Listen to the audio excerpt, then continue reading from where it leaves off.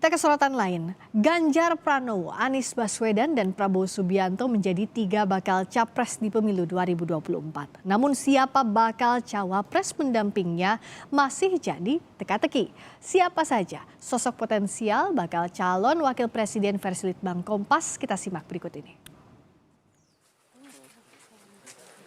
Usai keluar dari Partai Gerindra, nama Sandiaga Uno kerap disandingkan dengan Ganjar Pranowo sebagai bakal calon wakil presiden.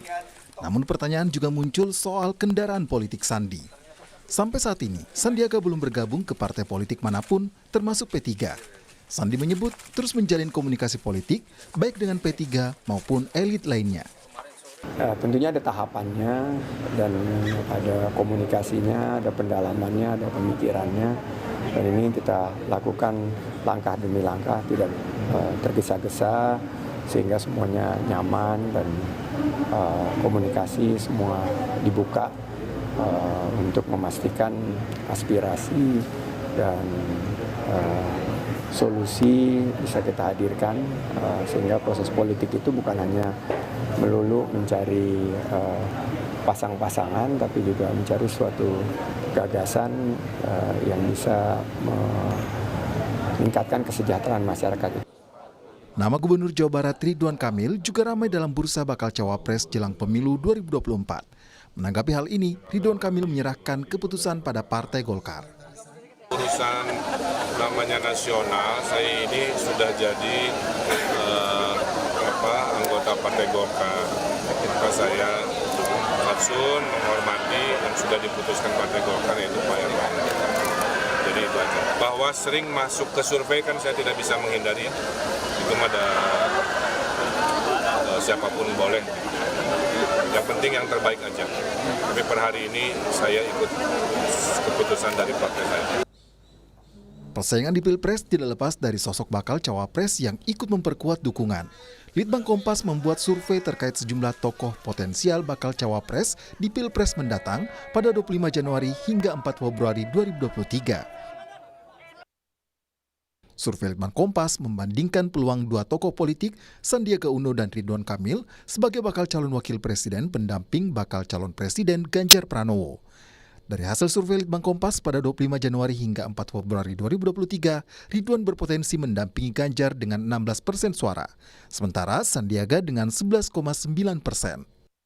Elektabilitas keduanya bagaimana? Itu masing-masing punya kekhasan. Tetapi memang ada kecenderungan baik Ridwan Kamil maupun Sandi Uno itu memiliki keunggulan yang sifatnya komplementer terhadap elektabilitasnya Ganjar Pranowo.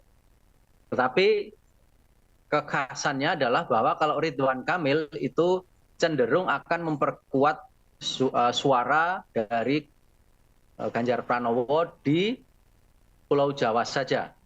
Sementara kalau Sandi Uno dia cenderung mempunyai penguatan yang agak lebih tersebar. Meskipun efek penguatan dari Ridwan Kamil maupun Sandi Uno kalau menurut kami relatif setara ya.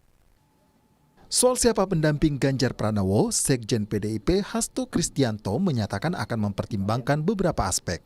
Bagi PDIP, terpenting adalah rekam jejak hingga kualitas sang politisi. PD Perjuangan kan tidak pernah membedakan.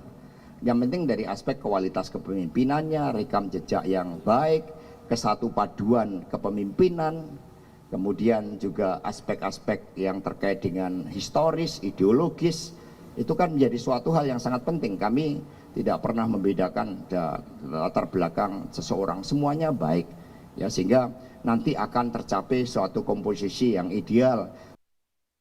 Sementara itu, hasil survei Litbang Kompas pada 25 Januari hingga 4 Februari 2023 terkait bakal cawapres potensial bagi Prabowo Subianto, Ridwan Kamil mendapat 11,3% dan Agus Harimurti Yudhoyono mendapat 6,3%. Masih dari survei yang sama, bakal cawapres potensial bagi Anies Baswedan, sosok Sandiaga Uno mendapat 14,9% dan Ridwan Kamil mendapat 14,7%.